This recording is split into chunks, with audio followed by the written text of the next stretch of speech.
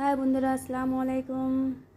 আপনি সবাই কেমন আছেন? আশা করি আল্লাহর রহমতে ভালো আছেন। আমিও আল্লাহর রহমতে ভালো আছি। আমি একটা নতুন টিপস নিয়ে এসেছি আপনাদের সামনে।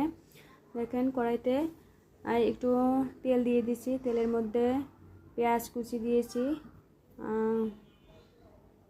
কাঁচা মরিচ কুচি দিয়েছি। এখন একটু জিরা দিয়ে দিলাম। জিরা দিয়ে একটু ভালোভাবে নাড়াচাড়া করে বটবটি আলু দিয়ে দিয়েছি। এখন ভালোভাবে একটু নাড়াচাড়া করব। একটু হলুদের 1 চা চামচ হলুদের গুঁড়া, 1 চা চামচ মরিচের গুঁড়া, 1 চা চামচ লবণ দিয়ে দিলাম। এখন একটু ভালোভাবে নাড়াচাড়া করে এখন নামায় নেব।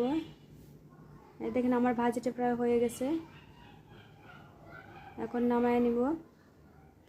ভাজিটা দেখেন কি লোভনীয় মনে হচ্ছে।